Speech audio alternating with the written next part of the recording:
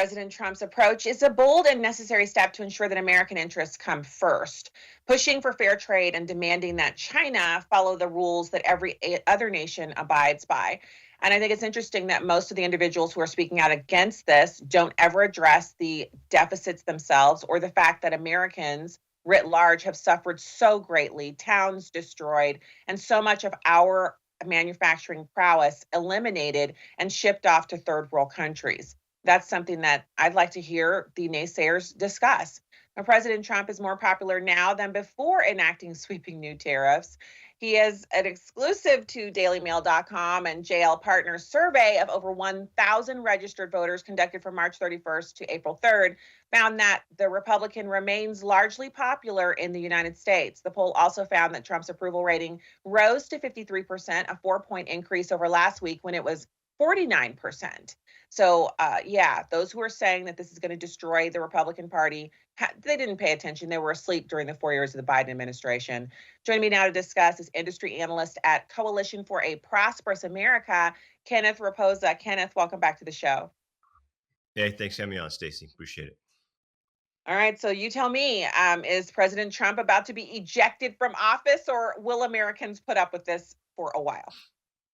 Well, I think the Americans are going to put up with it for a while. I just want to correct one thing that Trump said. He said we have a $1 trillion deficit with China.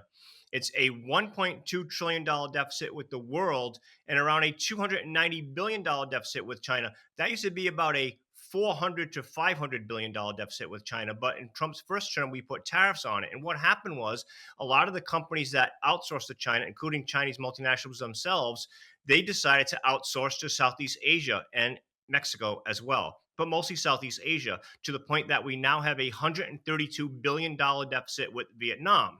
Okay, so that became an outpost for China. So why we have the tariffs globally now is because if you just put tariffs on China, all they're going to do is manufacture in Vietnam. So you're not, if the idea of the tariff is to say, let's provide incentives for American companies to know that if they invest in manufacturing and that includes greenfield projects or existing facilities in the United States, that they just increase production. Because we already have the facilities here, the production isn't up to par or up to their full capacity. You're not going to be able to do that successfully if you just put tariffs on China in that case, because the Chinese companies and the American multinationals and the Asian multinationals will just set up shop in Vietnam, Malaysia, and so on, and they'll ship from there, which has been the case. So now we're in a situation where we have the global tariffs, and we'll see where that goes from here. For full shows, live and on demand, it's Salem News Channel.